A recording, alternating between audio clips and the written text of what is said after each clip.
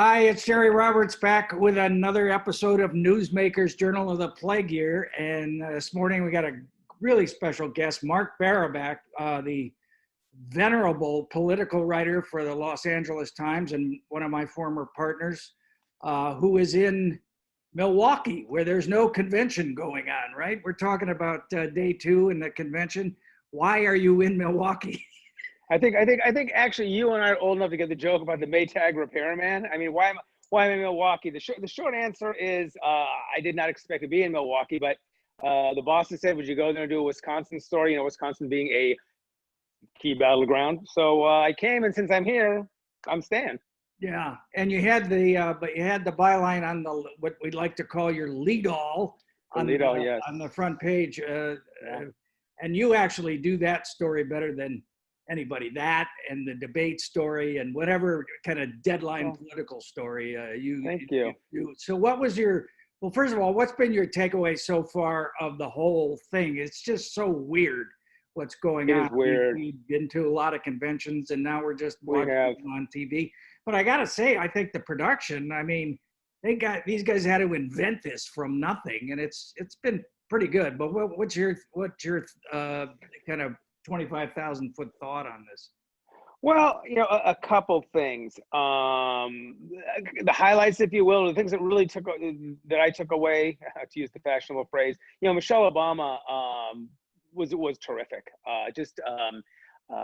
Passionate, empathetic. You know, there's just something about Obama's and convention speeches. She just gave a terrific speech, and when you think how she came across, basically talking to a camera, right? There wasn't the crowd to feed off of. That was the standout performance of the convention. And then the other thing that was kind of cool and fun was that roll call. I mean, talk about making lemonade out of lemons. I mean, you know, it was fun. It was fun. It was a little goofy. It was a great way to travel around the country and just see the physicality. I thought that was a real highlight. I mean, everyone, in fact, even this morning on NPR, I heard a Republican strategist, you know, giving his partisan take on it. But even he said that it was fun. So I thought that was a real hit.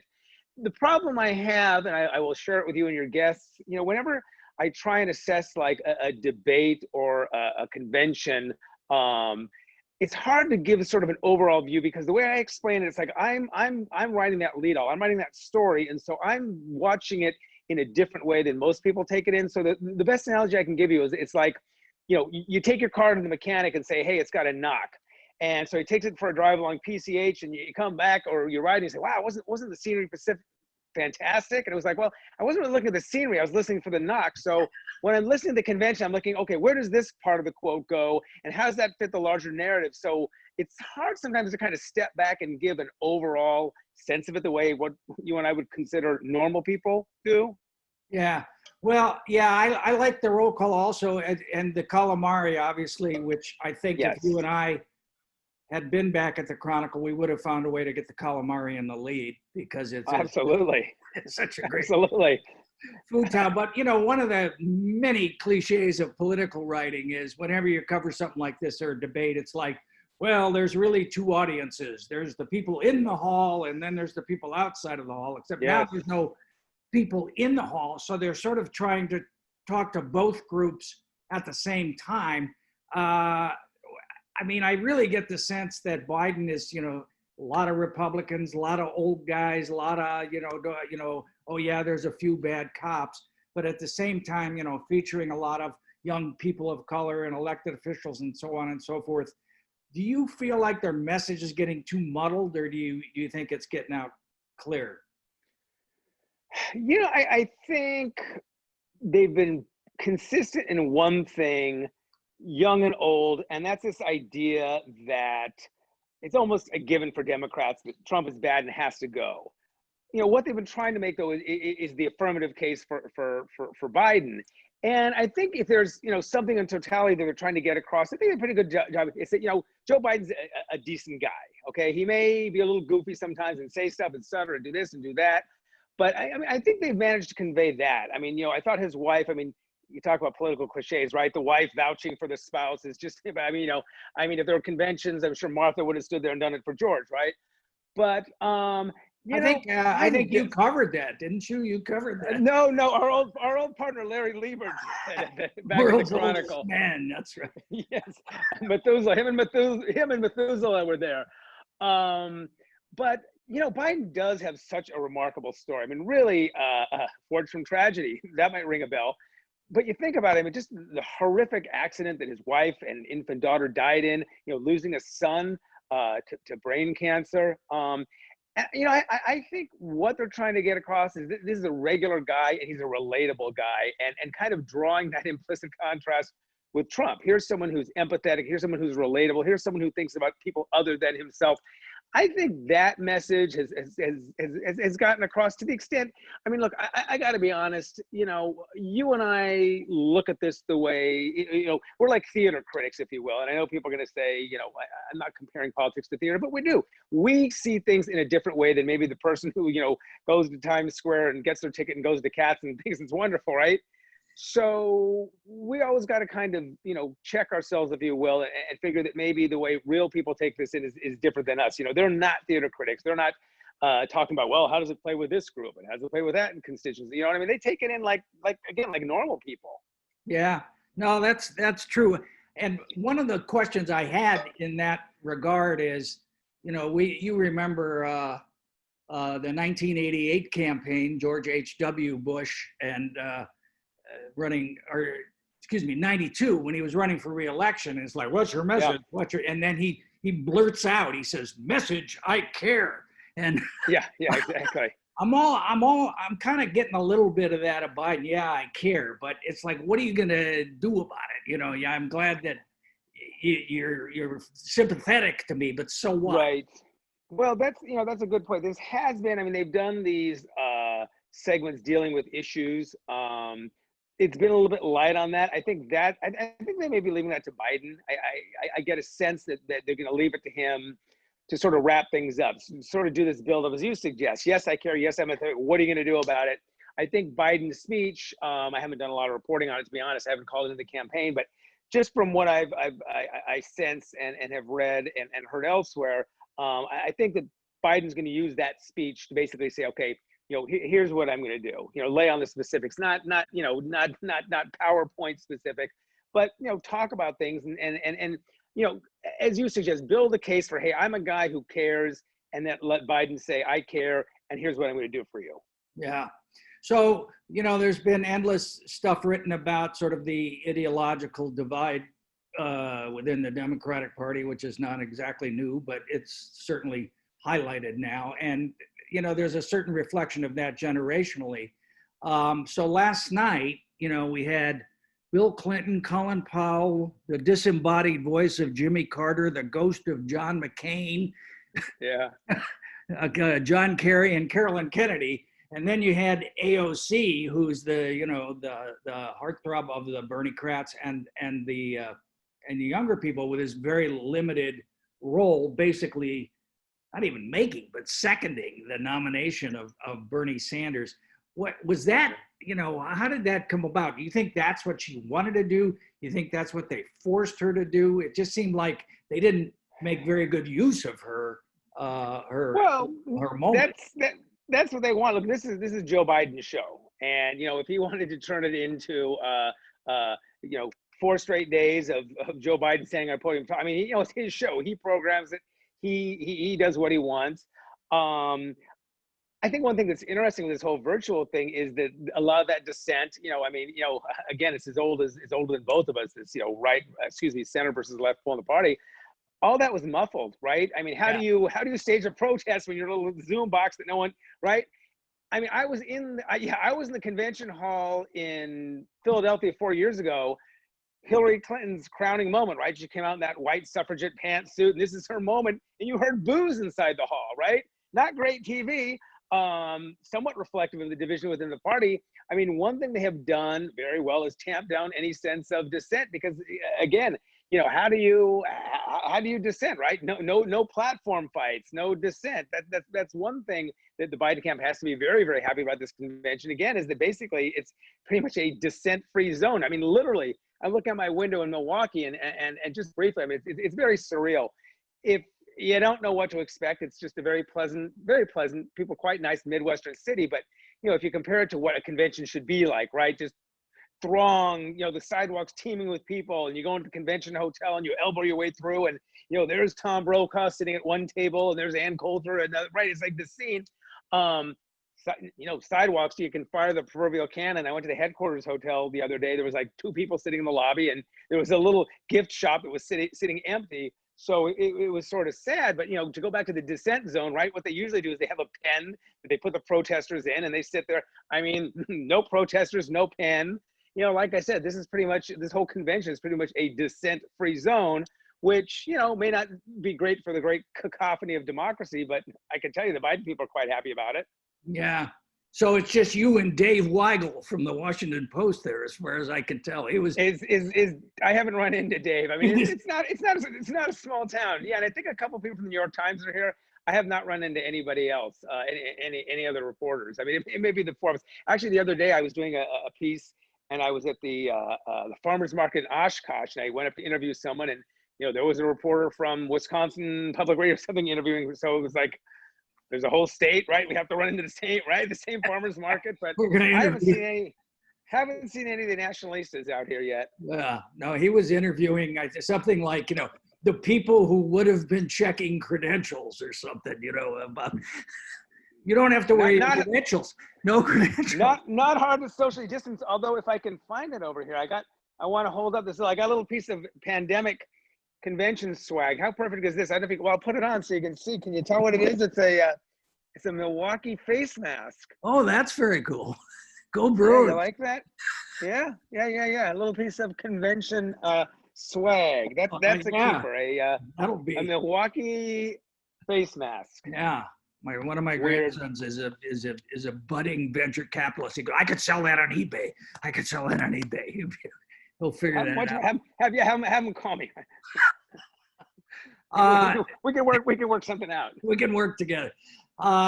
So speaking of Clinton, that was sort of a sad sight last night. And again, we were on the risers together in '88 in Atlanta when he famously got cheered for saying "in closing" in his 57.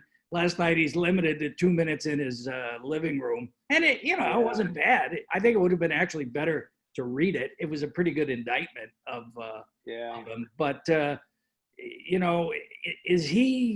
where is he in the party these days? Has he just been sort of canceled by Me Too, or what's your take on that?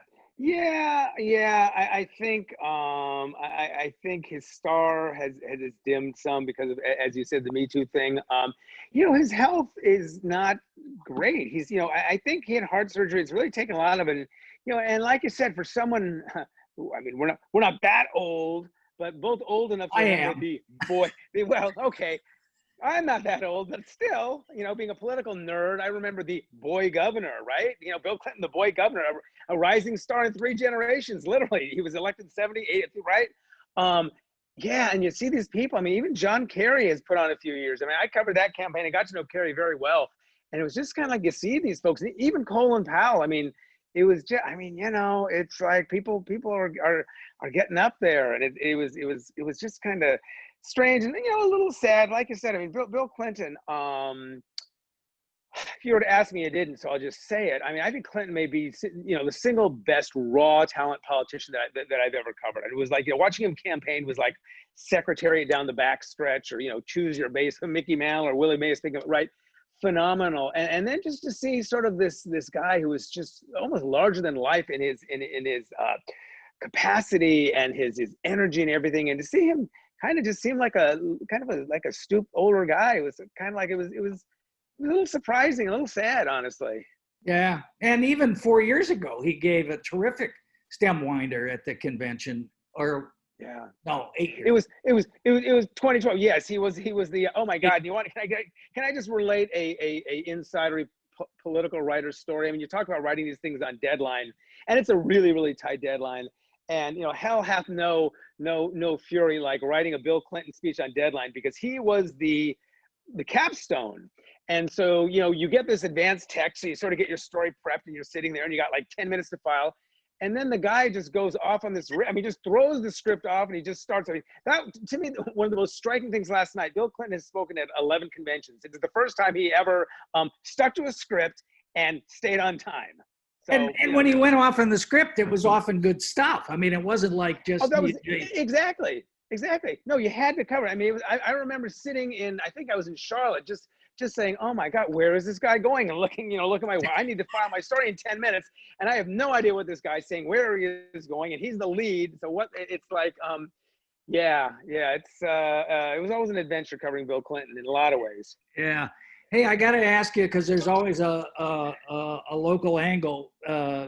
Santa Barbara resident, 80 Barkin, the fellow with ALS, and they had that very moving video of him last night, and he had made a recording for his kids earlier. That seemed like it was. I mean, we know him and his story, and a lot of politicians troop here to see him. But boy, that was really a way to tell the healthcare story, I thought. I'm glad you mentioned, because that was my other takeaway from last night. We talked about that, and Joe Biden also deserves mention. But that was a very powerful. Very powerful. I mean,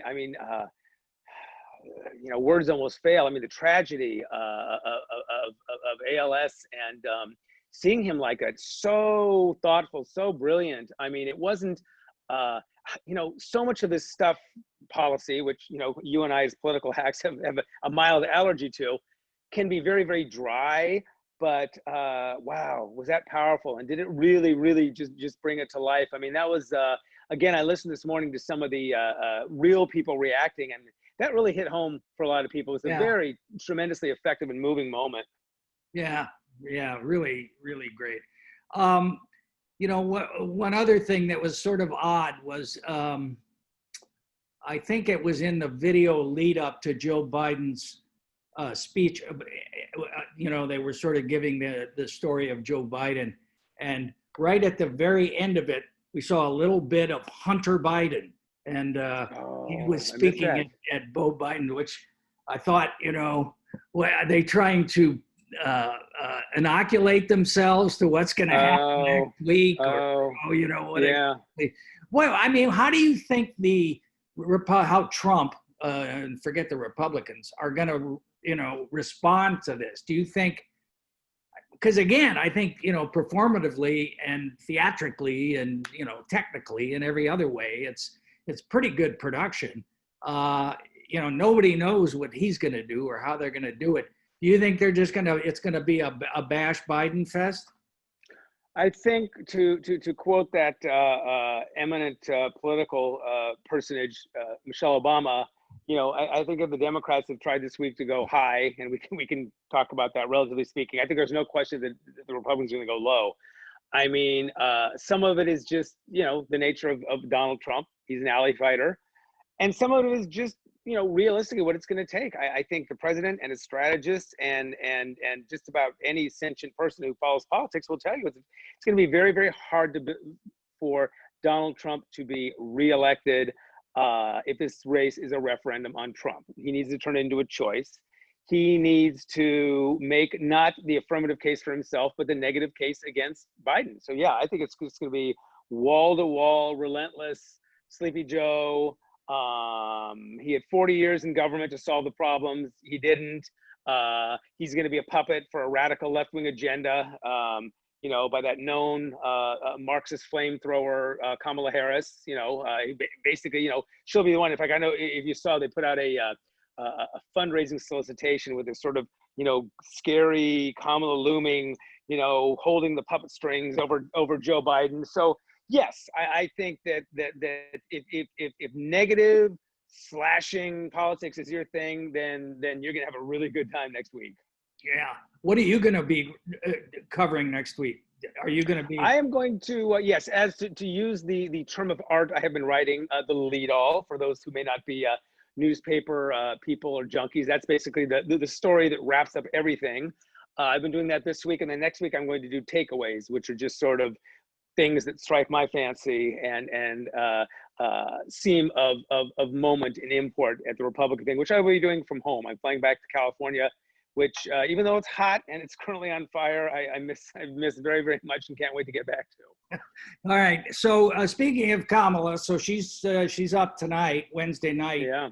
It is Wednesday, August 19th. I forgot to say that at the beginning. And she is, quote unquote, introducing herself to the nation. I mean, yeah, she ran, but who was paying attention at that point? So two things, what do you expect to hear from her? And then sort of, what's the LA Times doing in terms of Kamala? You got the hometown candidate here. Is there going to be a huge Kamala package, or what's the plan? I think what you can expect Kamala to do is three things. Introduce herself, because as you said, she's run before. And when people love her, hate her, or indifferent to her, are quite fascinated with Kamala Harris. Whenever she did like town halls or discrete events, they always got very, very high ratings. In fact, I would not be surprised if the highest ratings of the convention this week will be for Kamala Harris's speech. People are intrigued by her. So there'll be some of that introducing herself and telling her story. There will be a lot of apple polishing about how amazing Joe Biden is. And there will be attacks on President Trump. I mean, one of her huge appeals. How many times did we hear, boy, I can't wait. This is when she was running for president. I can't wait to see Kamala on the debate stage with Donald Trump. She'll take him apart. So I think she'll do those three things. I know, we at the LA Times, as her hometown paper, because she does live now in Brentwood, we'll have a package, the lead all. And then I know we're also going to have, story galleries and photos, and we're going to have we will have the full video of her speech on our website, so people who miss can go back and watch it. And then, there'll be breakouts, and there'll be other stuff that smarter people than me in LA are cooking up even as we speak. Yeah. So she's also, or Obama's also speaking tonight, and I'm not sure what the order is, who's following who, but Obama. And then interestingly, I'm sorry to interrupt. I saw the schedule. I just got the schedule. Kamala will be nominated by her sister, Maya, who was actually a very controversial figure in the campaign, but her sister, very nice. So it'll be former President Obama, and then Kamala Harris's sister, Maya, and someone else, I'm not certain who, introducing our California junior senator. And then she'll have the prime time, the slot in prime time. There's basically the major networks are carrying an hour. From 7 to 8 California time. Yes. And that's gonna be the Kamala Harris show tonight. Yeah, it's interesting because they're doing 2 hours a night. The first hour is on cable. Well, both hours are on cable, and then only the second hour is being broadcast on the nets. And that's that's a much huger audience, right? Than yeah. Oh, yeah. That's kind of your main audience. Those are people like like my wife, who, other than being married to me all these years, I consider a normal person. Like she said, I said the other night, what are you going to watch? She says, well, I'm not going to watch the whole thing. I'm going to tune in because I want to see Michelle Obama, and she's going to watch Kamala Harris, and she's going to watch Biden. She's like a lot of people, like normal people. They got their stuff. They're trying to figure out how to stay cool and deal with the fires and stuff. They're not sitting there saying, oh, what does Chuck Schumer have to say, right? That was the worst. The Schumer thing was absolutely the worst thing last night. Yeah. So like I said, normal people are gonna hit the highlights. And as I said, there's a great deal of curiosity about Kamala Harris. She's a very intriguing figure with a very interesting background. So again, I think there'll be a pretty good sized audience for that tonight. Yeah. So what, all of the conventional wisdom, which no doubt is wrong, but basically makes Wisconsin the tipping point state, which is to say, it's the most crucial of the battleground states. So what did you say? What's your reporting? You did a piece this week. I did. I put on my mask and went out and talked to folks. So what's your sense of what's the state of play in Wisconsin? Well, the polls suggest that Biden has a lead that is not insubstantial, sort of low to mid single digits. What I found was not altogether surprising. There are Republicans who just, don't like Donald Trump. I wish he wouldn't tweet, that, but better than the alternative. There are Democrats who, Donald Trump could, walk across Lake Michigan and hand deliver a vaccine for COVID, will never, ever vote for him. I was sort of more interested in talking to independents, and there are some persuadable voters out there, which was surprising. actually the lead of my story, which is to say the first few paragraphs going into it, was a gentleman who I talked to in Appleton, Wisconsin, who had voted for Trump before, will not vote for him again, and made a very, very interesting formulation. He said, I can't vote for Biden, I cannot vote for Trump, but I like Mike Pence, and I'm going to tune in Wednesday night to see Kamala Harris because I want her to sell me on it. So there are some undecided people out there, and I mean, again, I think it's, what it's really going to come down to is, if you break it down, Hillary Clinton lost Wisconsin 4 years ago because there was a very low African American turnout here in Milwaukee. That hurt her. So the other key to it was, not to get too in the weeds, but just to briefly summarize, Trump underperformed in the suburbs. They call them the WOW counties, and they surround Milwaukee. And that's typically, think of Orange County, the way it used to be. And Republicans run up huge numbers in Orange County, right? Typically, Republicans run up huge numbers in the WOW counties. Trump didn't do that. He underperformed. But what he did do was he absolutely, totally clobbered Hillary Clinton in the rural county. He won by like 27 points. And that was the difference. I mean, he won Wisconsin by less than 23,000 votes, 3 million cast, so super, super close. That margin was in the rurals. Polls show him losing support, that basically he's running close to even with Joe Biden in the rurals. If those numbers were to hold, Joe Biden wins Wisconsin. Joe Biden wins Wisconsin, Pennsylvania, where he's ahead. And the third one, Michigan. He looks like Michigan, he's already got Michigan. Yeah. He wins those three. It's really, really hard. I mean, I'm not making any kind of predictions, but he wins those three. He's elected. And what's the old cliche? If the election was held today, he would win those. He'd be president. But you can fill in the rest. Yeah. Election ain't today. All right. Hey, just a couple of minutes left. Let me ask you some gossip. So one of the things that really intrigued me about the vice presidential search, and now it appears that Biden settled on Harris long ago or sometime before, they actually announced it, but was the role of Nancy Pelosi, sort of pitching for Karen Bass, a member of her delegation, obviously, but also, kind of against her fellow San Franciscan. And then I heard there were other San Francisco politicians who were doing that as well. Did you hear any skinny on that? Yeah, the word on the street is that Karen Bass was a movement by some politicians, sort of a Stop Kamala movement. I mean, my understanding to the extent, and I have to confess, I hate the vice presidential story. Just the only story I hate more is the debate over debate story, right? How many of those have we done? Because, the truism is those who know don't talk, and those who talk don't know. So, you're talking to a lot of people who are talking to a lot of people who are basically recirculating each other's gas, right? My understanding, the extent I looked into it, was that Biden was leaning very, very early on toward Elizabeth Warren, interestingly. They really connected. The economy seemed like it was going to be a really big issue at the time. Remember, this is pre-COVID. This is before it tanked. Inequality was the big issue. He was looking at Biden, when George Floyd was murdered, putting it bluntly, that changed the equation right there. And there was a very, very strong impetus to select a woman of color. And I do know, to the extent I covered this and followed it and talked to Biden people, that was very, very important. They wanted someone who had national experience running. That was Kamala, that was Warren. I can tell you as well that there is some, you and I both know some of the personalities in Kamala world. They have very, very sharp elbows. I'm not going to point any fingers, but I don't think it's an accident at all that Karen Bass oppo started dropping at the end. So I think the Biden folks were mindful that if she is sworn in, there could be a whole lot of palace intrigue going on. But at the end of the day, he was what they call an August choice, right? You make a January choice if you want someone to govern. You make an August choice if you make someone who you think is going to help you win. Biden went with the August choice. Yeah, you got to win first.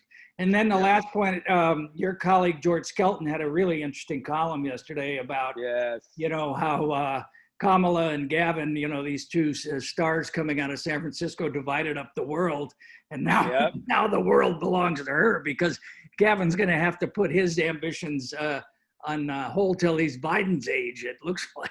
Well, yeah, I mean, and look at it. I mean, even let's just for fun spin this forward. Let's say Kamala is vice president. Biden doesn't run 4 years now. Kamala gets 2 terms. I mean, is the world really going to want 2 Californians? Right? I mean, you can already hear it, right? Whatever year it's going to be, 2028, 2030, people will say, you know, there's 50 states and 7 territories. Do all our presidents have to come from California? So, you know, sorry, Gavin, but checkmate. Yeah, absolutely. I wonder who made the first pick there. I think he didn't, as I recall, he went first to run for governor. And yeah, and they have a fascinating relationship. You know, he put out the obligatory, "Oh, you know, this is great. I'm really, really happy." And you know that it came through. Exactly. You know that it was coming through gritted teeth. All right, brother. Hey, thanks for taking the time to hang for a while. It was my pleasure. I'll have that grandson call me. We might make some money with this.